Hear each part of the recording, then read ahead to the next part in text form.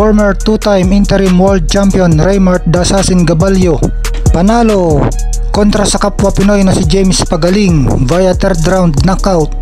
2 beses pinabagsak ni Gabalio si Pagaling sa loob ng 3 rounds. Puro patama sa katawan nagmula ang pabagsak.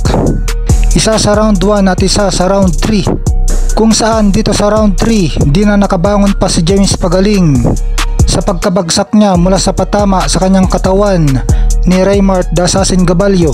Kaya dahil dito inihinto na ng referee ang laban. Nasiyahan naman ang mga tao sa maaksyon na bakbakan. Basta kasi si Raymart Gabalio ang lalaban, asahan mo na masarap panoorin ang laban, matalo man siya o manalo. Dahil sa panalo niyang ito, nag-improve ang record ni Raymart Gabalio sa 29 wins, 2 losses at 24 knockout. Kaya congrats Raymart Gabalio.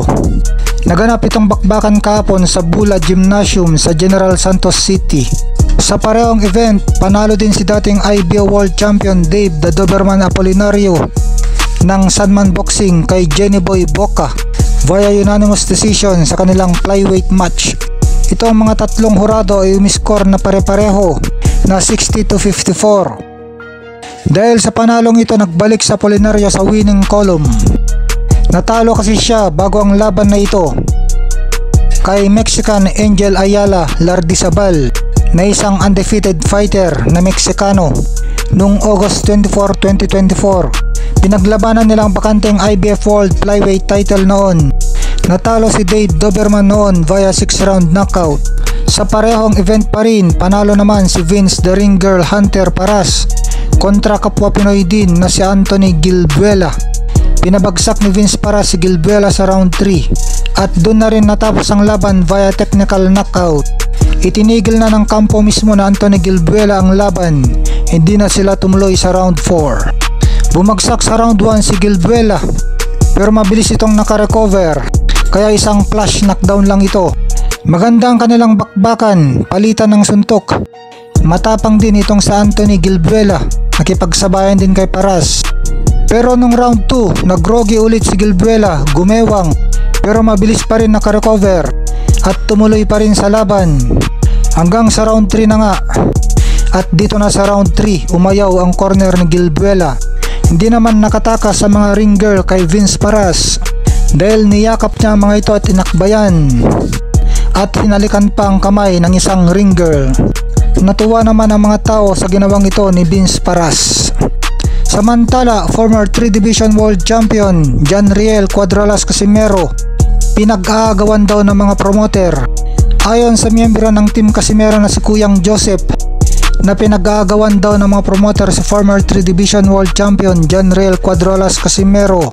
Pero hindi naman sinabi ni Kuyang Joseph kung sino-sino ang mga promoter na ito.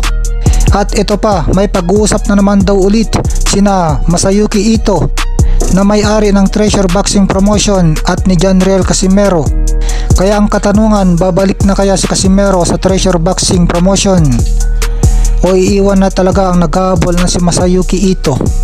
Kumusta naman kaya ang napapabalitang handler ni Casimero ngayon na multimilyonaryo Ninong Chavit Singson? Ano kaya ang niluluto nila ni Casimero?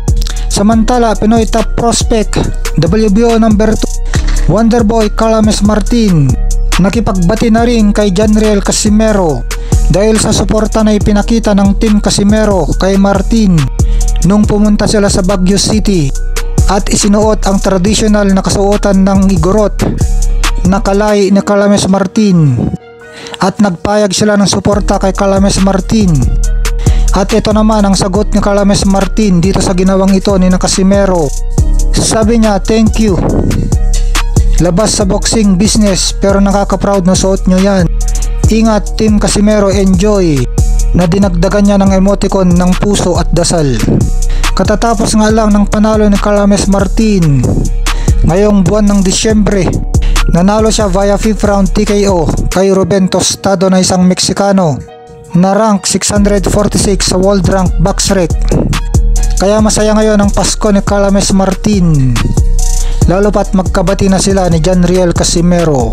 Mabuhay ang mga Pinoy boxer.